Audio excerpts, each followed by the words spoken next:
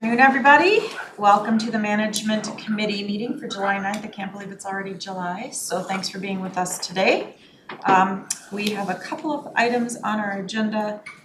We've got our agenda before us, and before we start, we are reading our Dakota Land, Water, and People Acknowledgement on a quarterly basis, so I'd like to just start our meeting off with that.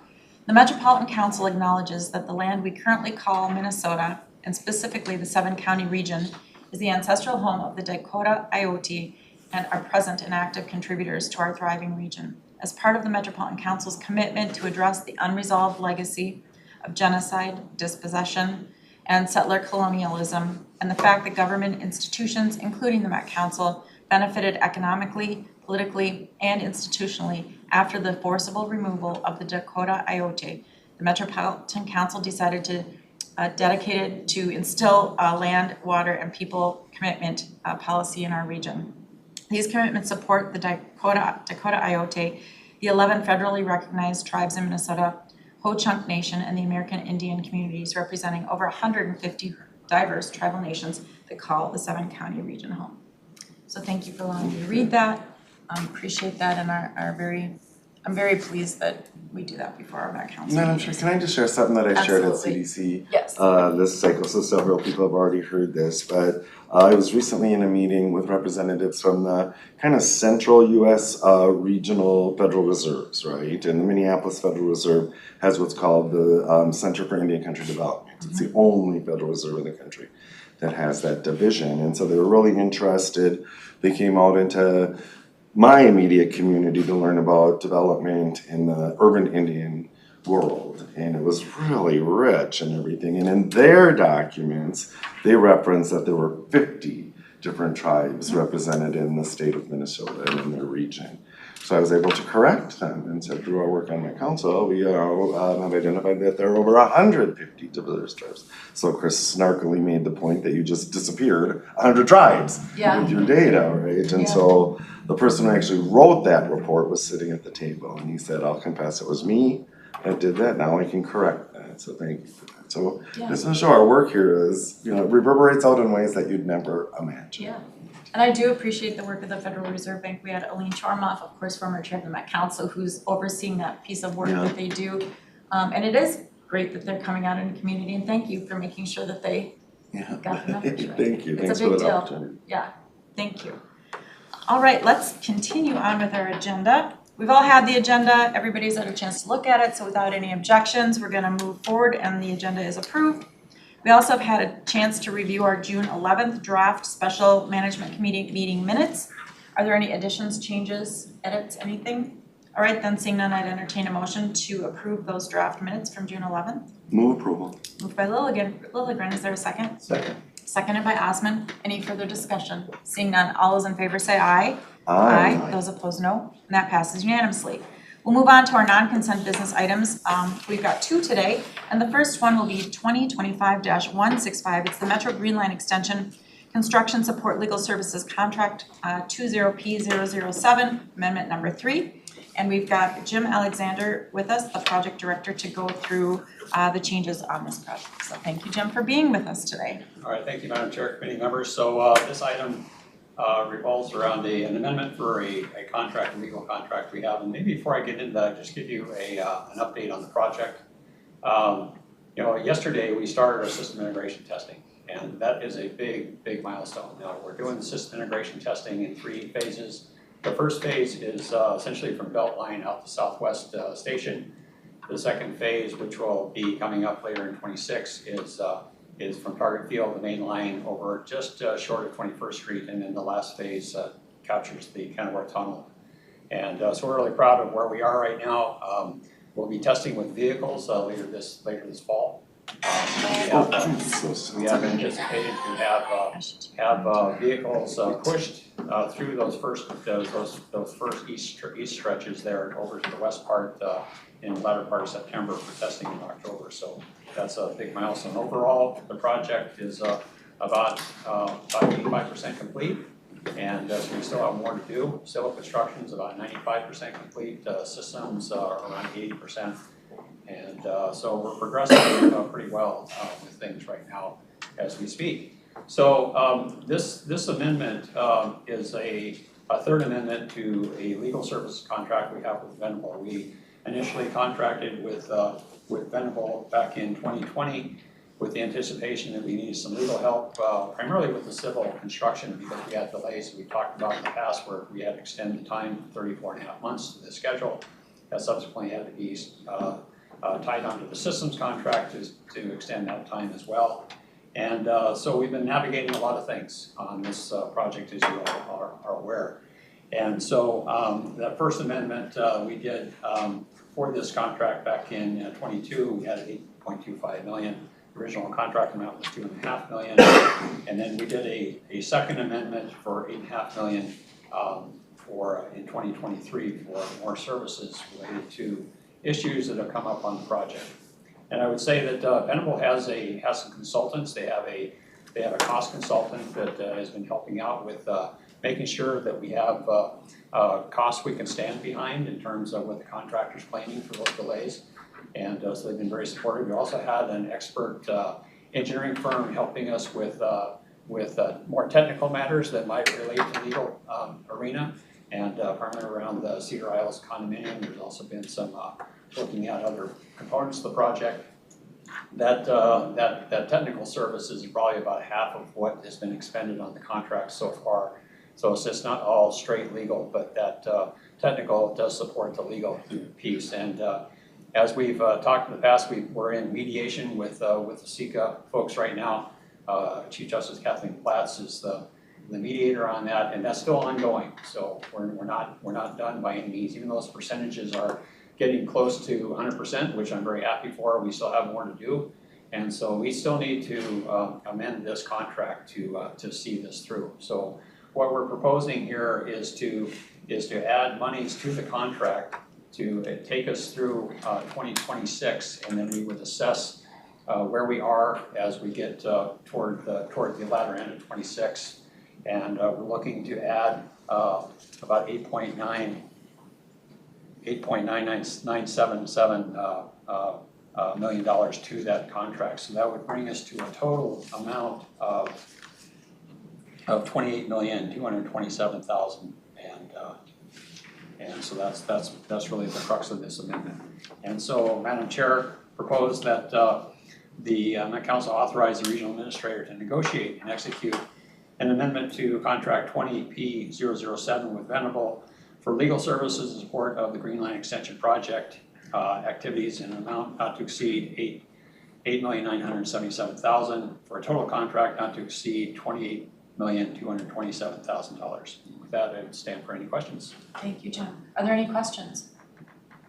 Any questions at all? Well, maybe I would add that this is within the $2.86 billion budget. We have this.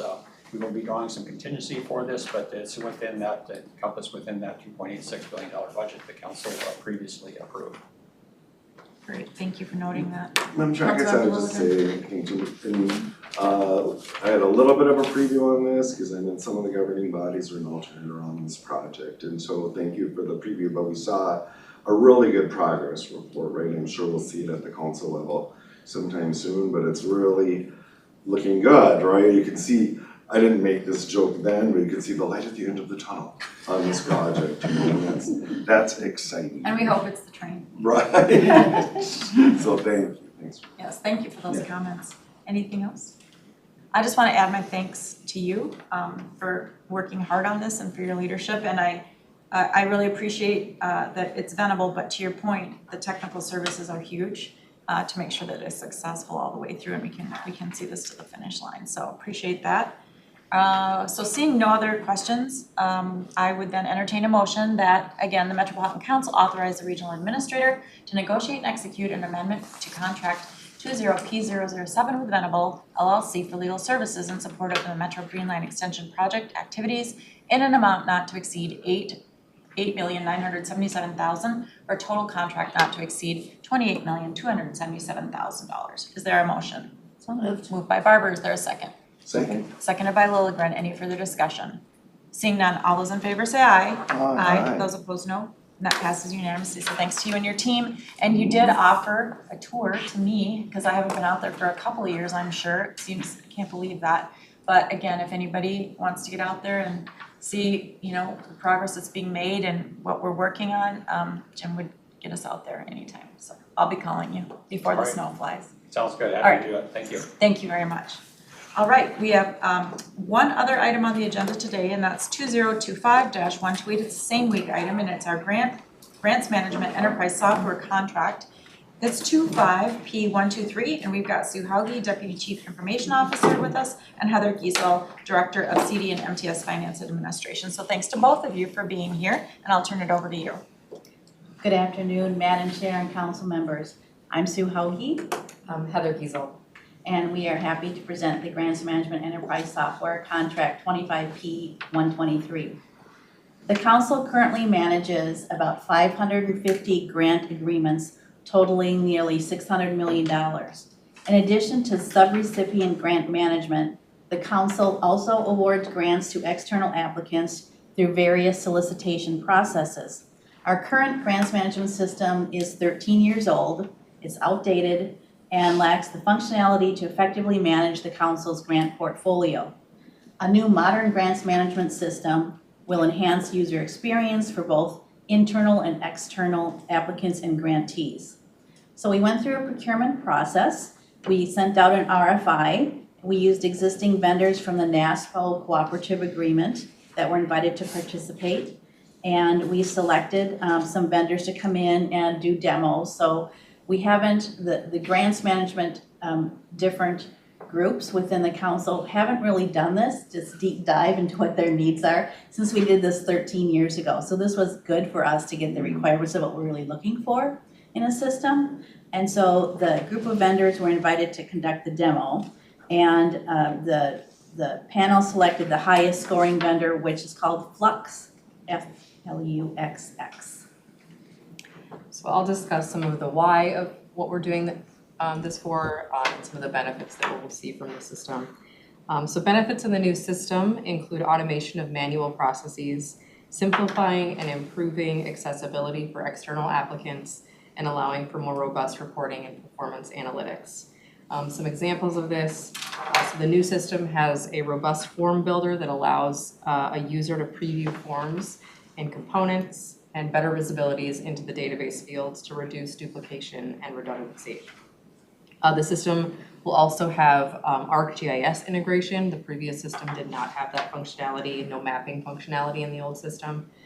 So we'll now have the ability to integrate with ArcGIS, store ArcGIS data, and produce reporting on that data. Also, the claim processing and integration with PeopleSoft. So the prior system was unable to have integration with PeopleSoft and didn't have the capabilities of managing a workflow between the two systems. The new system does have PeopleSoft integration capabilities as well as customizable workflows within the system to ensure transparency in process and efficiency in monitoring status, both for internal and external stakeholders, which will reduce the risk for error and save significant amounts of staff time who are having to manage two systems and two systems of record, particularly for financials.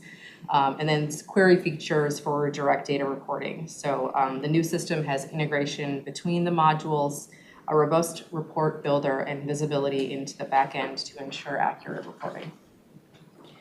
This request is for a 3-year term with 2 optional 1-year extensions for a total not to exceed $1.39 million.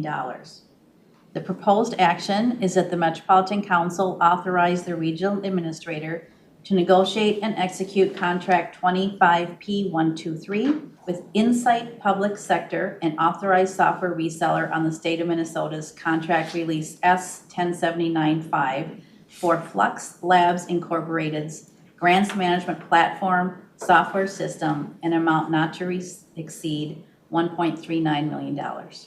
Thank you. Great, thank you. Are there any questions? Questions, thoughts? I have Councilmember a comment. Lilligren. Thank you for presenting this, Ms. Hauge and Ms. Giesel. And in Community Development Committee this week, we had a presentation on the Livable Communities program, on an update about the alignment with Imagine 2050. And although it wasn't, we hadn't taken this action, so there wasn't specific conversation about Flux, they talked about the new grants management software and platform, and I think the word flux got said, maybe a little prematurely, but I really glommed onto that, because in my day job, I interact with this platform a lot, and our organization does both in philanthropy and in public sector funders, and it's really, really amazing. They're all a little different, which makes it kind of annoying, but they're also all kind of the same. But what became really exciting, I think, as we talked about how we're adapting our livable communities program so that it's simpler, so that suburban projects can compete more, so smaller projects can be more easily aligned with 2050. I believe this platform is going to help a lot because it's sort of interactive, right? There's two-way data collection here, and so that our communities who are participating in the livable communities programs will also be populating the Flux system with their data, and we'll have an even richer pool of data sets to build on in policymaking. So I'm really supportive of this, and I had seen this action. I knew it was coming up, but now that I've seen the staff report, I'm kind of surprised at the price tag. I figured it would be higher than that, so I'm looking forward to the implementation. Yes. Thank you for those comments. Having served on CDC, Right. I'm excited about the possibilities and being able to take and get data, from our external partners and incorporate it. It's just much more robust, and you don't have all those manual transactions that have to happen, which are horrible.